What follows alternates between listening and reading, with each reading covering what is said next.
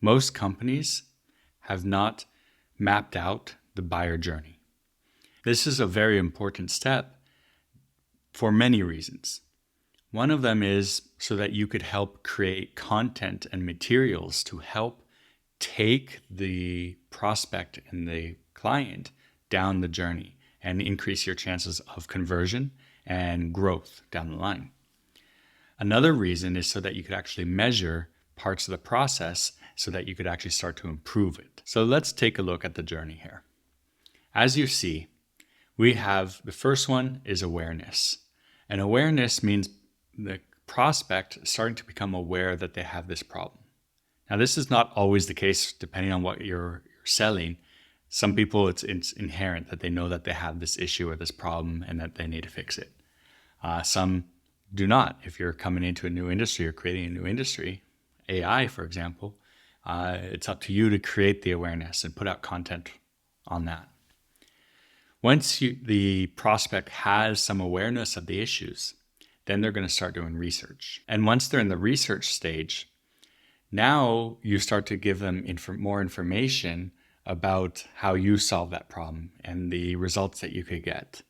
Rather than in the awareness stage, you're just talking about high-level problem and the cause it has on the business and things like that. Then, once they go from the research stage, then they go to the evaluation stage, which means now they're going to be trying your product. If you have a free trial or they need to talk to your salesperson or a demo, things like that, now they're looking at you and your product and your service. Once they've evaluated you and you're in the top runner or you are the top runner, then they move over to the purchase phase.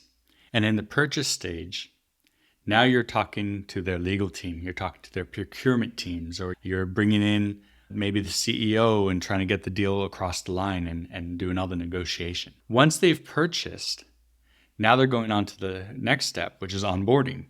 Now you got to get them to use the platform and to use your product and to actually get value from it. And this is very important. Most people just drop off after purchase and they think, okay, we got the deal signed, done, we got a new client. But that's a really bad place to stop. It's really important to take them to that next level, which is onboarding, to get them up to speed as quickly as they can and to give them and show them value in your product or service. Once you're here, then you take them to the next stage, which is growth. How do you expand? How do you get them to use more users or more data, or depending on what it is that you have, but how do you get them to use and rely on your service and product more? How do you become more sticky? So this is the buyer journey, typical buyer journey. Now, some interesting things is in the awareness and research stage is typically marketing. This is a marketing function. However, sometimes that crosses the line over here into evaluation and sales takes over somewhere here. Sometimes at the beginning, sometimes at the end and in the purchase stage, depends on your product and your industry and your go-to-market strategy. Then, once you get to the sales side, the sales is typically taking over the evaluation and the purchase side. And maybe a little bit of onboarding as far as making the introductions, maybe being there on the first initial calls, things like that. Then customer success. This is where they come in, is on the onboarding and the growth phase. So now that you know what the buyer journey is, you could make better content to help in each stage along their journey. And you could start to understand what KPIs need to be measured along the way.